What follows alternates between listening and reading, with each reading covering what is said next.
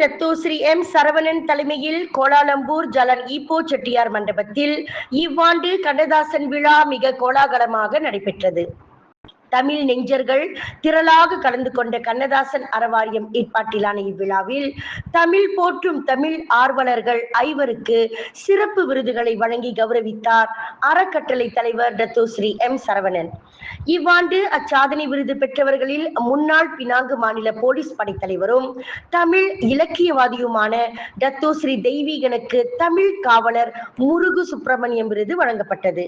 முன்னதாக நாட்டின் பிரபல ஓவியர் லேனாவுக்கு சாதனை தலைவர் துன் சாமிவேலு விருதும், எல் ராமனுக்கு மக்கள் தலைவர் தான் ஸ்ரீ சுப்பிரமணியம் விருதும், திருமதி கமல சரஸ்வதிக்கு தமிழவேல் கோ சாரங்கபாணி விருதும் வழங்கப்பட்ட வேளையில் விஜயவாகினி ராஜுக்கு இறையருட்கவிஞர் சீனி நைனா முகமது விருது வழங்கப்பட்டது.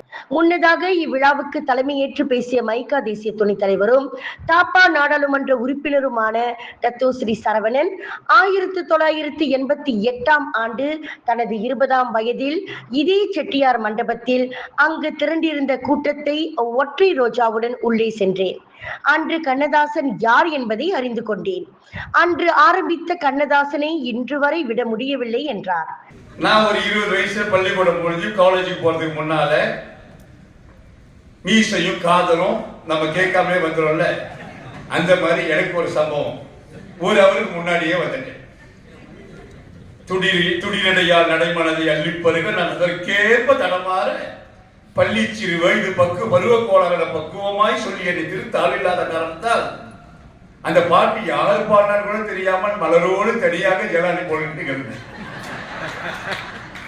1 மணி நேரம் முன்னால வந்துட்டு எங்க போறதுன்னு தெரியல. ரோட்டுக்கு முன்னால பார்த்து இந்த மண்டபத்துல ஜெயின்னு கூட்டம். என்னடா கூட்டம் அப்படின்னு வந்து உள்ள பூந்தாக்கா இதான் கர்மா, இதான் விதி.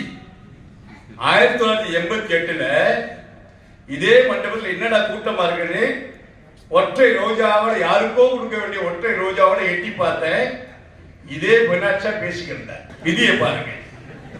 பெனாட்சா பேசிக்கிறத என்ன பேசுறாருன்னா வண்ண கலை அழகு மாறாத சிலை அழகு. நான் என்ன மேட்டுக்காக நிக்கிறேன்னு எல்லாருக்கும் தெரியும்.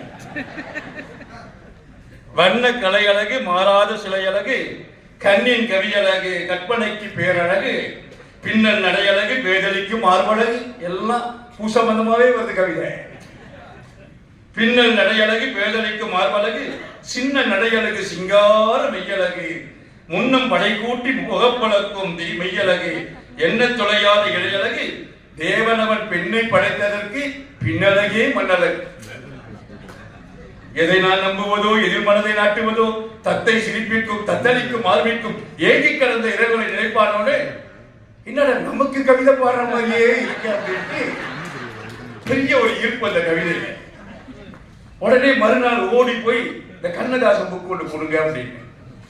அப்புறம் தான் பார்த்தா அவ்வளவு மேற்றம் நமக்காக எழுதுற மாதிரியே இருந்துச்சு.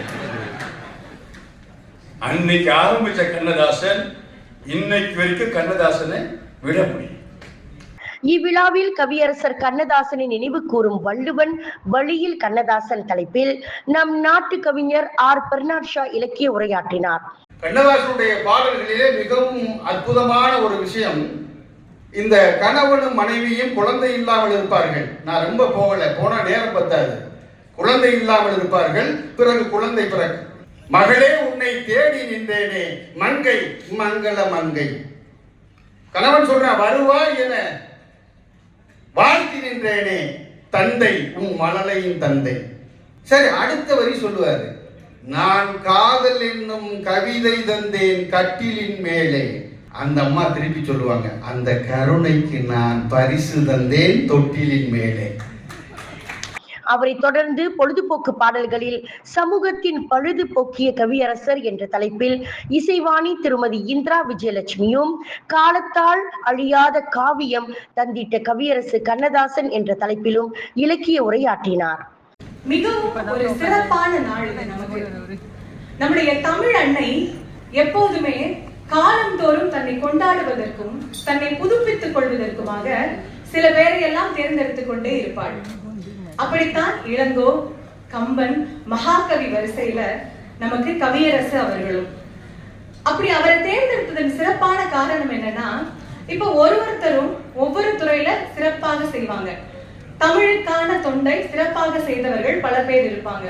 பக்தி இலக்கியம் ஒரு வகையாக இருக்கலாம், அகம்பாடிய பல பேர் இருக்கிறாங்க, புறம்பாடியவங்க இருக்கிறாங்க. ஆனா அத்தனையும் கலந்து பக்தியாகட்டும், தத்துவமாகட்டும், அல்லது காதலாகட்டும், வீரமாகட்டும், அத்தனையும் நமக்கு ஒரு பொழுதுபோக்காக நாம நினைக்கக்கூடிய பாடல்களின் வழி கொட்டி கொட்டி கொடுத்தவர் தான் நம்முடைய கவியரசு கண்ணதாசன். இந்த பாட்டு அப்படிங்கிறது சாதாரணமான விஷயம் இல்லை. இந்த பாட்டை ரசிக்காதவங்க யாருமே இல்லை. மனுஷங்க மட்டும் இல்ல, விலங்குகள் கூட பாட்டுக்கு மயங்கும்னு மகாகவி சொல்றாரு. காட்டு விலங்கறியும் கைக்குழந்தை தானறியும் பாட்டின் சுவையதனை பாம்பறியும் அப்படிங்கிறார். தமிழையும் தமிழர்களையும் கொண்டாடுவதில் மலேசிய தமிழர்களுக்கு ஈடு இணை வேறு யாரும் இல்லை என்பதற்கு இந்த நிகழ்ச்சியே ஒரு பெரிய சான்று.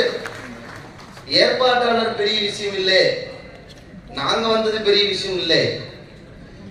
அழைக்காமல் பெரிய விளம்பரம் செய்யாமல் இத்தனை பேர் வந்து உட்கார்ந்து இருக்கிறீர்கள் என்றால் எனக்கு இப்பதான் தோணுது, மானிட இனத்தை ஆட்டி வைப்பேன், அவர் மாண்டு விட்டால் அதை பாடி வைப்பேன், நான் நிரந்தரமானவன் அழிவதில்லை என்ற நிலையிலும் எனக்கு மரணம் இல்லை என்று கண்ணதாசன் ஒருவேளை மலேசிய தமிழர்களை மனதில் நினைத்துத்தான் சொல்லி இருப்பாரோ.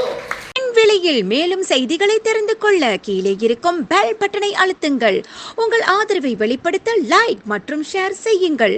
தொடர்ந்து விண்வெளியுடன் உங்கள் பயணத்தை தொடர்ந்திருக்க சப்ஸ்கிரைப் செய்யுங்கள்.